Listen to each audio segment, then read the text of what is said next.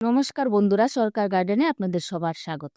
আজ আমার ভিডিওটি হলো গাঁদা গাছের পরিচর্যা। শীতের বাগানের একটি জনপ্রিয় গাছ হলো গাঁদা। শীতের বাগানের অন্য কোনো গাছ না থাকলেও গাঁদা গাছ কিন্তু আমরা অবশ্যই করে থাকি। গাঁদা অনেক ধরনের হয়, তার মধ্যে ইনকা, দেশি, রক্ত গাঁদা বেশি পরিমাণে করে থাকি। যদি তোমাদের বাগানে গাঁদা গাছ প্রতিস্থাপন করে না থাকো, তাহলে নার্সারি থেকে চারা কিনে এনে প্রতিস্থাপন করতে পারো, অথবা তোমরা যদি কোথাও থেকে ডাল সংগ্রহ করতে পারো, সেই ডাল থেকেও চারা তৈরি করা যায়। আগা কেটে দেওয়ার নামই হচ্ছে পিঞ্চিং। এর ফলে গাছে অনেক ডালপালা বের হয়, অর্থাৎ ঝাঁকড়া হয়। আর গাছ ঝাঁকড়া যত বেশি হবে, ফুলও তত বেশি আসবে। টব বা গ্রো ব্যাগের মাটিতে যে আগাছাগুলো থাকে সেগুলোকে তুলে ফেলতে হবে, কারণ এই আগাছাগুলো গাছের খাবারে ভাগ বসাতে পারে। আমি হালকা হাতে মাটি খুশে নিচ্ছি। এবার কি খাবার দেবো? আমি বায়ো এনজাইম 1 লিটার জলে 5 ml মিশিয়ে গাছের গোড়ায় দিয়ে দিব। তাছাড়া আমি সবজি পচার তরল সার, সর্ষের খোল ভিজানো জল ব্যবহার করি। এই সারগুলি ঘুরিয়ে ফিরিয়ে দিতে থাকলে গাছের যেমন দারুণ বৃদ্ধি হবে, ঠিক তেমনি প্রচুর ফুলও ফুটতে থাকবে।